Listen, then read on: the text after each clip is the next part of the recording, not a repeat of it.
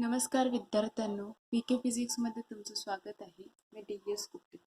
मागच्या लेक्चरमध्ये आपण शिकलो होतो की जेव्हा आपण एकमेकांना दोन current carrying parallel conductor placed केले असतील त्यावेळेस त्यांच्यामध्ये फोर्स एक्झर्ट होतो आणि तो फोर्स कुठल्या प्रकारे असतो ह्या सर्व टर्म्स आपण शिकलेले आहेत. ठीक आहे, तर आज आपल्याला शिकायचं आहे की आपण याच्यामध्ये पॅरलर कंडक्टर जेव्हा त्यांची जी लेंथ आहे ती सेम असते त्यावेळेस आपण तिथे कशा प्रकारचा फोर्स एक्झर्ट होतो ते पाहिलेलं आहोत.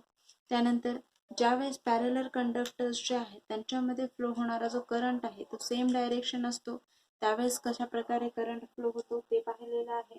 त्यानंतर डिफरंट डायरेक्शनला असतो त्यावेळेस कशा प्रकारे करंट फ्लो होतो ते सुद्धा पाहिलेलं आहे. आणि आज आपल्याला असं पाहायचं आहे की let us consider there are the two conductors are there. असं कन्सिडर करा तिथे दोन कंडक्टर्स आहेत. सपोज हा एक कंडक्टर आहे त्यानंतर हा एक कंडक्टर आहे. ठीक आहे, सपोज हा फर्स्ट कंडक्टर असेल आणि हा सेकंड कंडक्टर असेल. ह्या दोघांची लेंथ जी आहे ती लेंथ कशी आहे, डिफरंट आहे. काय आहे ही लेंथ जी आहे ती कशी आहे, डिफरंट आहे. ठीक आहे, ही लेंथ कशी आहे, डिफरंट आहे. असं कन्सिडर करा L1 be the length of this conductor आणि L जी आहे ती ह्या सेकंड कंडक्टरची लेंथ आहे असं कन्सिडर करा. ठीक आहे, तर what we are says that आता हे जे कंडक्टर्स आहेत त्यांची लेंथ डिफरंट असताना ह्यांच्यामध्ये प्रोड्यूस होणारा जो फोर्स आहे तो फोर्स नेमका कसा असतो ते आपल्याला पाहायचं आहे. मग आपण काय कन्सिडर केलेलं आहे, let us consider there is the two conductors are there and these are having the different length. आपण काय सांगितलं, लेट अस कन्सिडर काय म्हणतो आपण, let us consider conductor having different length. Conductor having different length.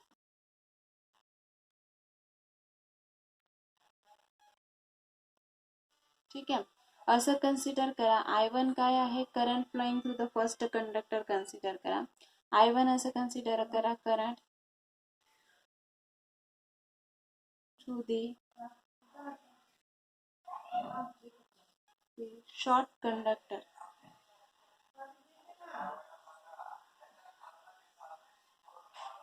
आपण काय consider केलं, असं कन्सिडर करा. आपण काय म्हटलो, दोन वेगवेगळ्या लेंथचे काय आहेत कंडक्टर आहेत. सपोज एक लॉंग कंडक्टर एक शॉर्ट कंडक्टर आहे. ठीक आहे, I1 काय आहे, शॉर्ट कंडक्टर मध्ये पास होणारा करंट असेल. सपोज I2 हा जो आहे current through the long conductor असेल.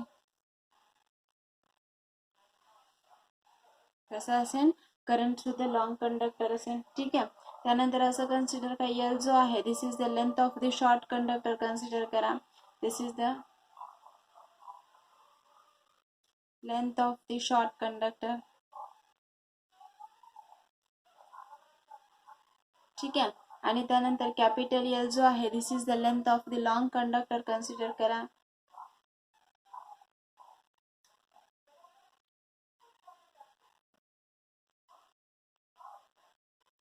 ठीक आहे, मग आता आपल्याला काय करायचंय, we are let us consider the distance between them. ह्यांच्यामधलं जे आर आहे, सपोज असं कन्सिडर करा की दोन्ही जे कंडक्टर्स आहेत त्यांच्यामधलं जे डिस्टन्स आहे ते किती आहे, आर आहे असं कन्सिडर करा. ठीक आहे, this is the R is the distance between them.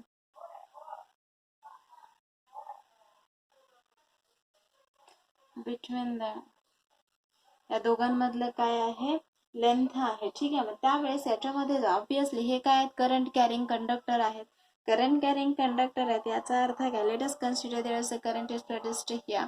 आणि हा जो करंट आहे तो नेमका कशा प्रकारे प्रोड्यूस्ड व्हायला लागला, दोघांची लेंथ वेगवेगळी आहे. त्यावेळेस याच्यावरती ऍक्ट होणारा जो फोर्स आहे ऑब्विसली तो काय असणार आहे, μ0/2π इंटू काय असेल, I1 इंटू I2 बाय काय असेल, आर असणार आहे ऑब्विसली इंटू L असणार आहे. This is the force exerted on this conductor. साध्या हा जो काही इथे फोर्स एक्झर्ट होणार आहे तो फोर्स कसा असणार आहे, मॅग्निट्यूड याची जी आहे दोन्ही कंडक्टर पासून निर्माण होणारा जो फोर्स आहे त्याची मॅग्निट्यूड सारखी असेल, फक्त याची डायरेक्शन कशी असणार आहे, अपोजिट असणार आहे. ठीक आहे, डायरेक्शन कशी असणार आहे,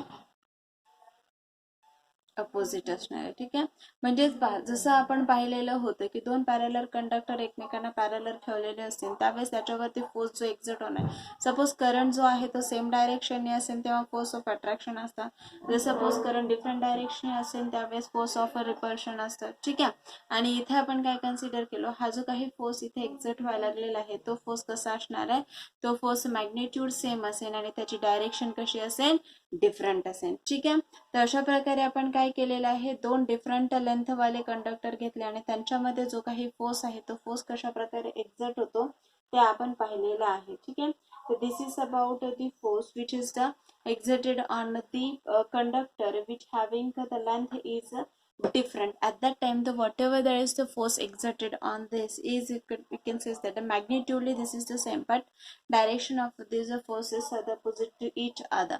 ठीक आहे, तर this is about the force exerted on this is there.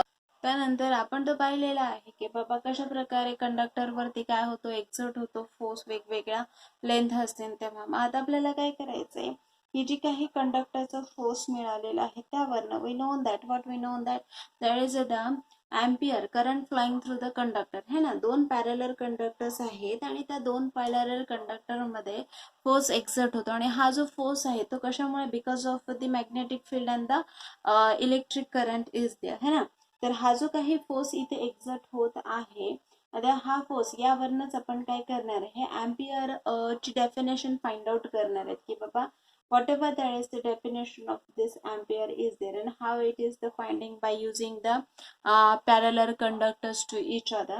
Parallel कंडक्टरचा जो काही फोर्स एक्झर्ट झालेला आहे त्याचा वापर करून आपण एम्पियरची डेफिनेशन फाइंड आउट करणार आहे. ठीक आहे, तर 1 एम्पियर म्हणजे काय आपल्याला काढायचं आहे, काय काढायचं आहे, 1 एम्पियर.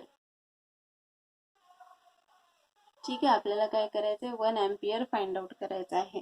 मग आपण काय कन्सिडर केलं, we known that what we known that आपल्याला काय माहिती आहे, S I unit of the current काय असतं सांगा बरं, S I unit of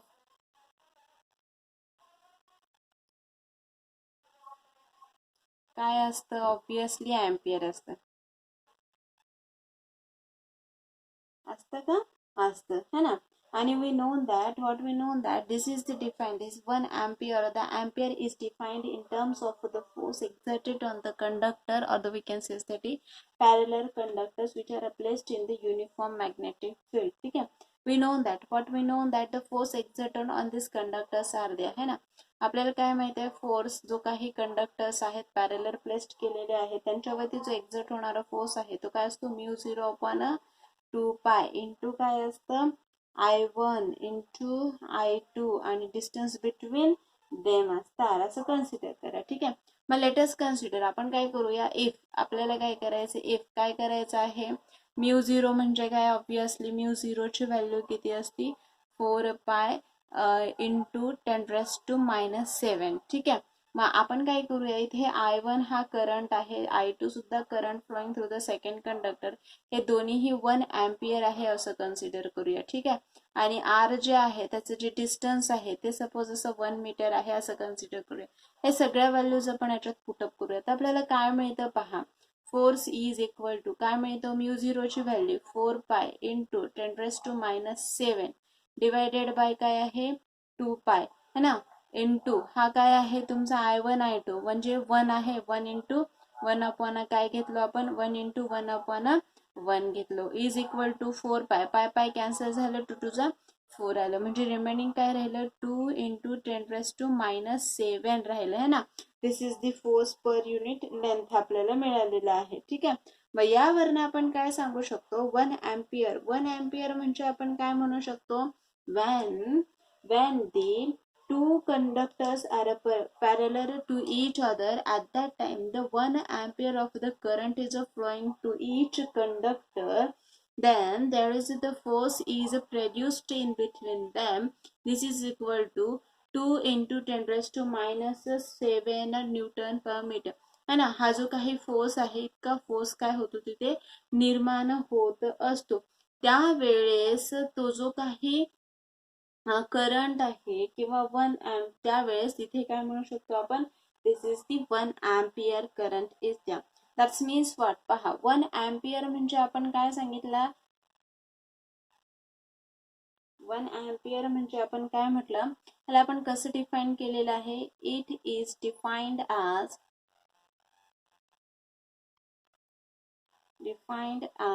the current passed through the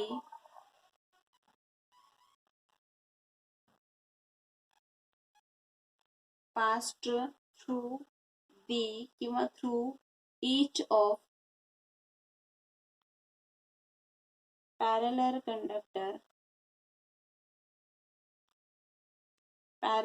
infinite long conductors आहेत आपले,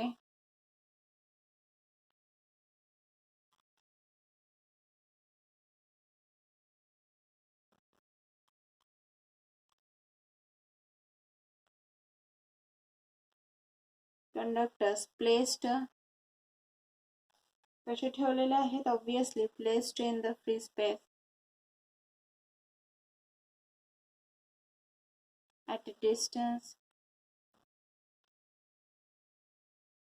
किती आहे डिस्टन्स बिटवीन देम, ऑब्वियसली किती आहे r, किंवा आपण हे इज इक्वल टू किती आहे 1 मीटर आहे है ना, from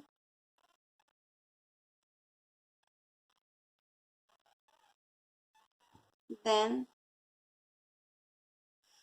force produced or the force between them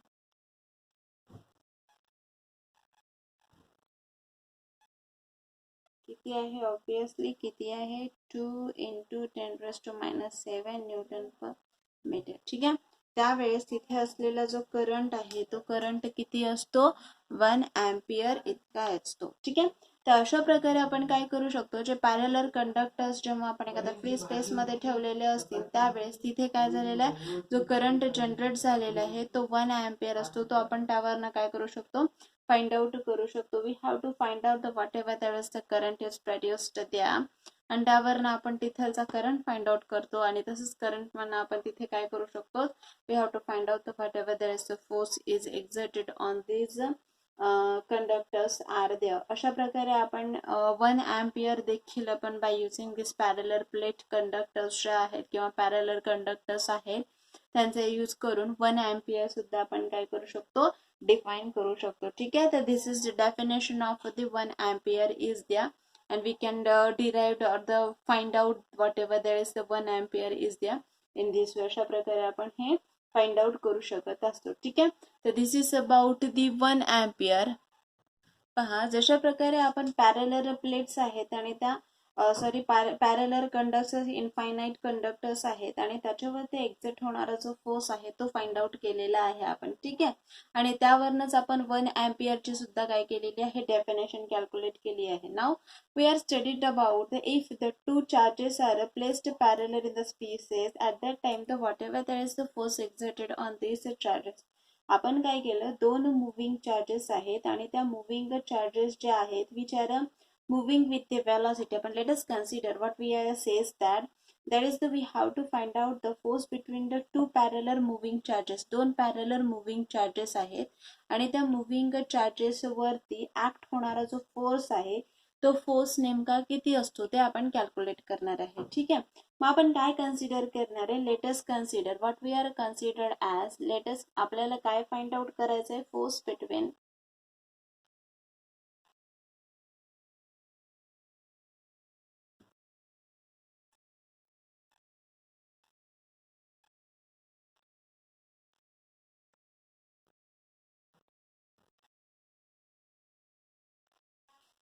दोन मुव्हिंग चार्जेस आहेत, त्या पॅरलर चार्जेस आहेत आणि त्यांच्यावर ऍक्ट होणारा जो फोर्स आहे तो आपल्याला काय करायचा आहे, कॅल्क्युलेट करायचा आहे.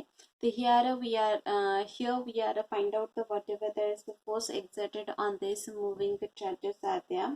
Let us consider what we are considered as. Let us consider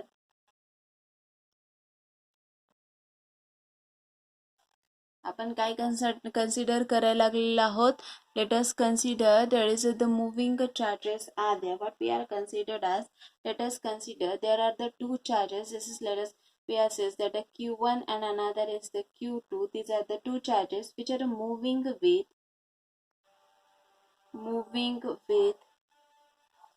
moving with velocity, आपण वेलोसिटी कन्सिडर करूया v1 अँड v2. ठीक आहे, हे दोन्हीही चार्जेस काय करतायत, मूव्ह होत आहे. कुठे मूव्ह होत आहे, on the parallel straight path,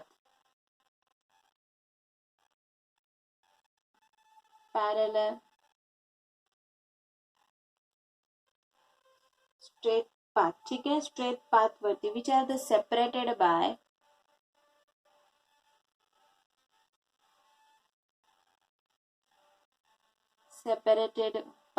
the distance. याचं जे डिस्टन्स आहे, सपोज आपण कन्सिडर करूया आय एवढं त्याचं डिस्टन्स आहे. ठीक आहे, तर त्यावेळेस we have to says that is the force between. Obviously आपण सपोज असं कन्सिडर करा, हे एक पाथ आहे आणि हा एक पाथ आहे, आणि या दोन्हीही पाथने काय होते, सपोज हा Q1 असेल, सपोज हा Q2 आहे, याची व्हेलॉसिटी सपोज काहीतरी V2 आहे, याची व्हेलॉसिटी काहीतरी V1 आहे, यामधले जे डिस्टन्स आहे ते R एवढं आहे. दोन्ही काय करते, स्ट्रेट पाथने मोशन परफॉर्म करायला लागले. ठीक आहे, तर ऑब्विसली मुव्हिंग चार्जेस आहे म्हणजे करंट आहे, करंट आहे म्हणजे फोर्स आहे. तर जो काही याच्यावर ऍक्ट होणारा फोर्स आहे, तो फोर्स आपण लिहू शकतो का, ऑब्विसली लिहू शकतो. तर फोर्स इज इक्वल टू काय लिहू शकतो आपण, सांगा बरं. Force is equal to, we have to write down the force is equal to μ0 upon 4π लिहू शकतो का, ऑब्विसली. चार्जेस आहेत तुमचे Q1 इंटू Q2, व्हेलॉसिटी आहे V1 इंटू V2, ऑब्विसली काय येईल तुमचा, हा R स्क्वेअर येईल का, येईल. ठीक आहे, this is the force exerted on these are the. मग what we are says that when the charges moving with the velocity for the small time dt cover a small distance dl, it behaves as a current element, obviously, है ना. आपण काय consider केले, let us consider this charge, let us consider what we are considered as when this charge, when the charge moving with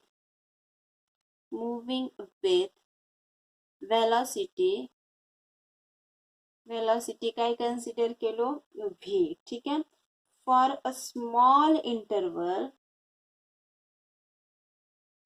time घेतलेला आहे किती, small dt इतका. ठीक आहे, आणि इट कवर्स द डिस्टन्स, किती डिस्टन्स कव्हर केलेला आहे, इट कवर्स डिस्टन्स, आपण कन्सिडर करूया dl एवढं डिस्टन्स काय केलेलं आहे, त्यांनी कव्हर केलेलं आहे. त्यावेळेस काय होईल, it works light, whatever it behaves light, or it works like, so the behaves light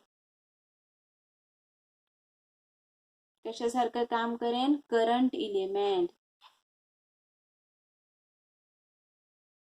है ना. मग त्यावेळेस आपण काय करू शकतो, we have to write down this is equal to IDL लिहू शकतो का आपण, ऑब्विसली लिहू शकतो. ठीक आहे, we know that IDL is equal to, आपल्याला काय लिहिता येते सांगा बरं, IDL is equal to आपल्याला काय लिहिता येते, QDL by DT लिहिता येते का, ऑब्विसली लिहिता येते. which equal to, we can write down this is the Q dl by dt. आता dl by dt म्हणजे काय होतं, Q into V होतं का.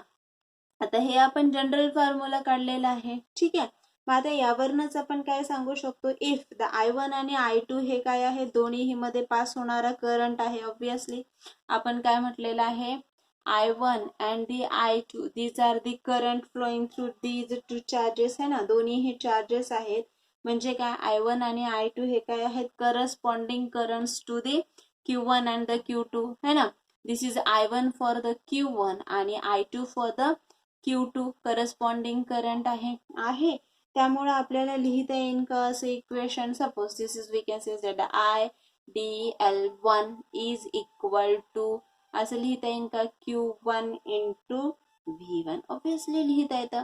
त्यानंतर IDL2 इज इक्वल टू काय लिहिता येईल, Q2 इंटू V2, हा तुमचा I1 असेल, सपोज हा तुमचा काय असेल, I2 असेल. ठीक आहे, मग आता obviously we are says that if there is the current is there, then the magnitude of the force between these two parallel current elements are the separated by the obviously are, आपण Q घेतलेला आहे, हे काय आहेत, charges आहेत, है ना, दोन, आणि हे दोन्ही हे चार्जेस कसे झालेले आहेत, सेपरेट झालेत कशाने, डिस्टन्स आरनी सेपरेट झालेले आहेत. ठीक आहे, मग त्यावेळेस आपल्याला हे जे करंट एलिमेंट्स आहेत ते सुद्धा आपल्याला लिहिता येतील, ऑब्विसली लिहिता येतील. मग काय लिहिणार सांगा बरं तुम्ही? Force is equal to the magnitude of the whatever there is a force between these two parallel conductors. आपण ह्याला असंही लिहू शकतो का? magnitude of force between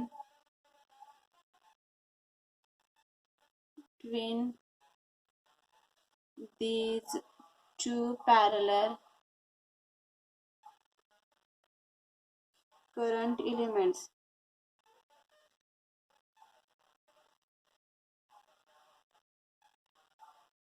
है ना, which are the separated by the r. तर कसं लिहिणार तुम्ही? Force is equal to mu 0 upon काय लिहिणार? 4 pi into I1 into I2 upon R square into DL1 into DL2. है ना, मग हेच equation force is equal to काय आहे तुमचं?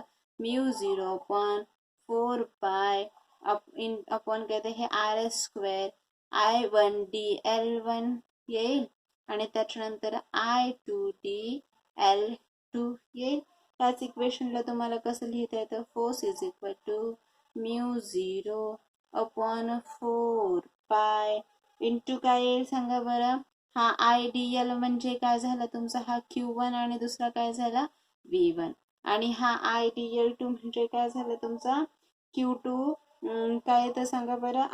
IDL and the what we can say is that I2 DL2 आहे. ठीक आहे, then from this we can write down the this is the Q1 V1. त्याच्यानंतर हा काय आहे तुमचा? IDL2 आहे, है की नाही? यावरनं काय लिहिता येईल तुम्हाला? हे Q2 V2 अपॉन काय येतं? हे R स्क्वेअर. ठीक आहे, this is the equation for the force exerted on the parallel charges. हे जे काही पॅरलर चार्जेस आहे त्यांच्यावरती एक्झर्ट होणारा जो काही फोर्स आहे तो फोर्स आपल्याला काय करता येतो? अशा प्रकारे फाइंड आउट करता येतो. ठीक आहे, तर this is about the force between the two parallel moving charges. पहा, आजच्या लेक्चरमध्ये आपण काय पाहिलेलं आहे की दोन स्ट्रेट कंडक्टर्स ज्यांची लेंथ डिफरंट असेल त्यावेळेस त्यांच्यावरती किती फोर्स एक्झर्ट होतो. त्यानंतर एम्पियर 1 एम्पियर आपण by using this force equation we have to find out the definition of the 1 ampere, and again we have to find out the force between the two parallel moving charges. हे दोन parallel moving charges जेव्हा motion perform करत असतात त्यावेळेस तिथे काय force exert होतो तेही आपण पाहिलेलं आहे. ठीक आहे, तर दिस इज अबाउट इट. आजचं लेक्चर आवडलं असेल तर लाईक करा, शेअर करा. यात काही डाऊट्स असतील तर कमेंट करा. आजच्या लेक्चरमध्ये एवढंच. या पुढचा पार्ट नेक्स्ट लेक्चरमध्ये. थँक्यू.